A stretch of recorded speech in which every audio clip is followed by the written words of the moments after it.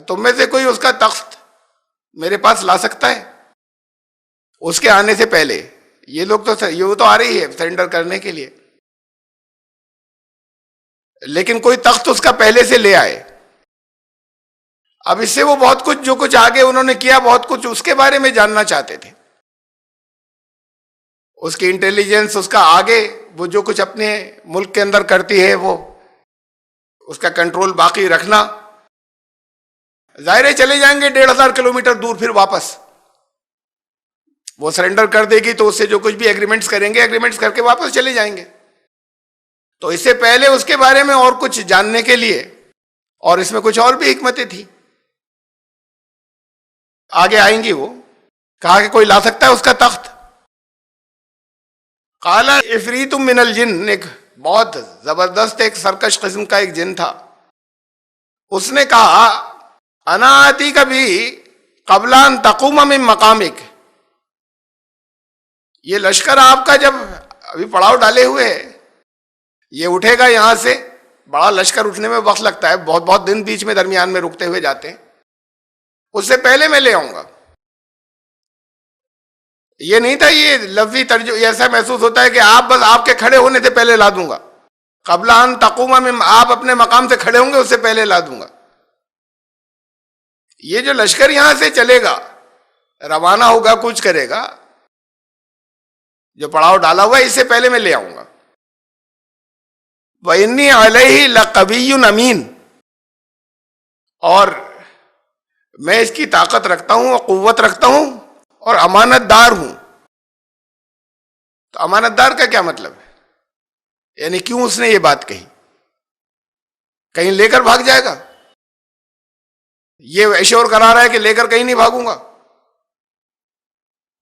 انہوں نے خود قبضے میں نہیں کیا تھا، اللہ نے ان کو حضرت سلیمان کے قبضے میں دیا ہوا تھا، اور سورہ سبا میں جو کوئی بھی سرکشی کرتا تھا یہ اس کو سزا ملتی تھی اللہ کی طرف سے، اور پھر لے کے بھاگ کے جا کر کیا کرے گا؟ جو ان کی ضرورت کی چیزیں ہوں، جو انسانوں کی ضرورت کی چیزیں ہوں، انہیں لے جا کر وہ کیا کرے گا؟ تو یہ جو ساتھ میں کہا میں امانت دار ہوں،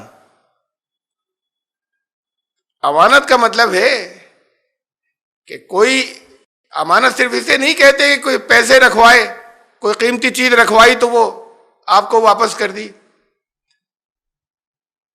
کسی ذمہ داری کو پورے کرنے کا وعدہ کیا تو پھر پوری کی، یہ بھی امانت ہے۔ انسان کو اللہ نے امانت انسان کے سامنے پیش کی، سورہ احزاب میں ہے، تو وہ امانت کا بوجھ انسان نے اٹھا لیا، قبول کر لیا۔ تو وہ امانت کا بوجھ یہ تھا کہ تمہیں ایک ذمہ داری دی جا رہی ہے، تمہیں ایک ڈسکریشن، لمیٹڈ آزادی دی جا رہی ہے کچھ کر سکنے کی، تو تمہیں اب جس چیز کے لیے اب تم نے وعدہ کیا ہے اب کہ اسے کرو گے، اب اسے پورا کر کے دکھاؤ، نہیں کیا تو یہ امانت میں خیانت ہے۔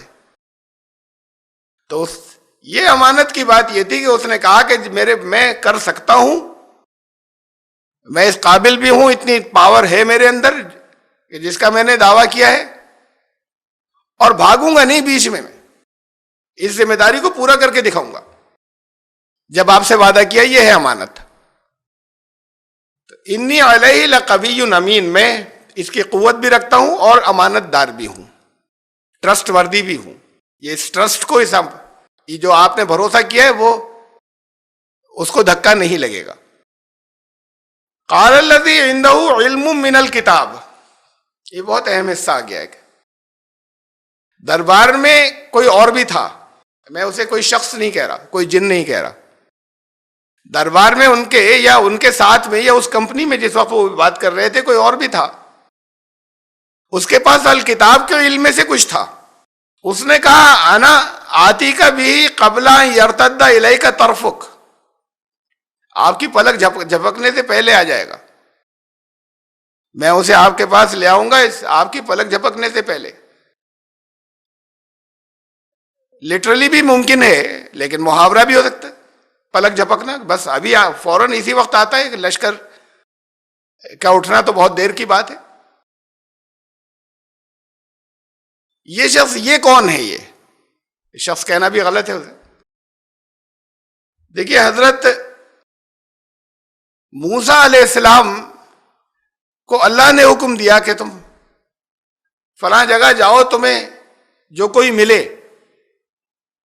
تو تم اس کے ساتھ رہنا. نبی وقت اپنے وقت کا سب سے بڑا علم والا ہوتا ہے انسانوں میں. انسانوں میں کسی کے پاس اس سے زیادہ علم نہیں ہوتا. بہت سی وہ چیزیں جس کا دوسروں کو علم نہیں ہوتا، اللہ کی طرف سے وہ علم ان کو دیا جاتا ہے. اس میں سے جس کا حکم ہوتا ہے، جو کلام ہوتا ہے، وہ تو لوگوں کو پہنچاتے ہیں، اور بہت سی وہ چیزیں جو انتظامی ذمہ داری یا ایڈمنسٹریٹو رسپانسبلٹی سے متعلق ہوتی ہیں، وہ اپنے پاس رکھتے ہیں وہ علم، اتنا حصہ.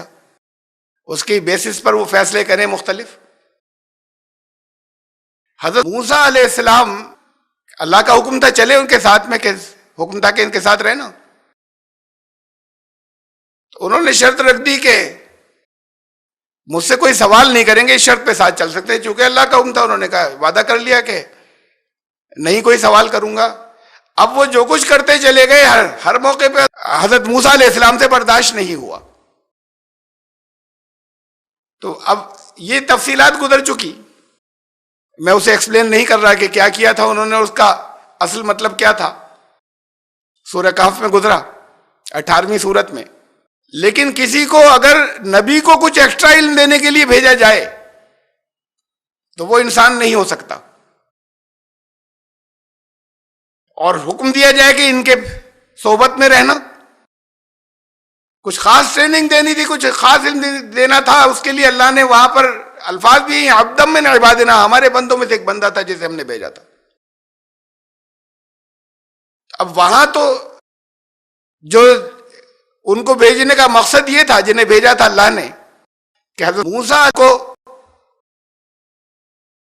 یہ جو اندر کی جو عالم ہے، عالم مکافات کا، جو چیزیں جیسے ظاہر ہوتی ہیں، جیسے نظر آتی ہیں، اور ان کے پیچھے کیا چل رہا ہوتا ہے پس پردہ، پشت میں، بیک میں، اللہ کا نظام کیسے چلتا ہے، اللہ کی مشیتیں اور مصلحتیں کیسے کیسے کام کرتی ہیں.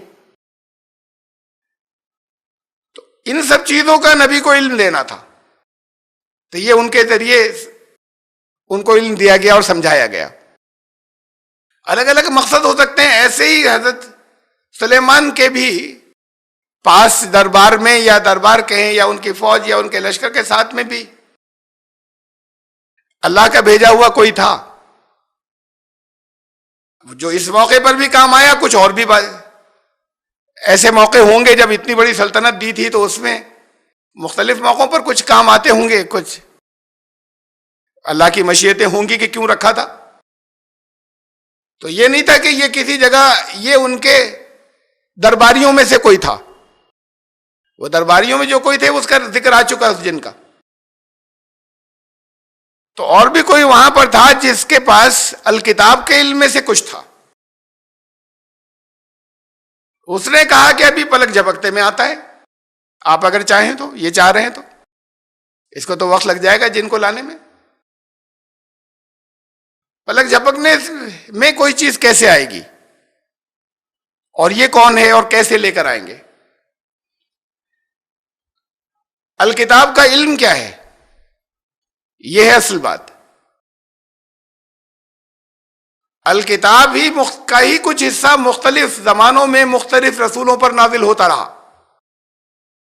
الکتاب کا ہی ایک حصہ قرآن کی شکل میں نازل ہوا. قرآن کی مکمل الکتاب نہیں، الکتاب کا ہی ایک حصہ جس کی قیامت تک انسانوں کو ضرورت ہے. وہ الکتاب تو ریکارڈ ہے ہر چیز کا، جس میں کچھ بھی نہیں بچا. تو وہ نازل ہوا کہ اب رسول آخر صلی اللہ علیہ وسلم سے قیامت تک جتنی ضرورتیں ہوں گی وہ سب اس سے پوری ہو جائیں گی.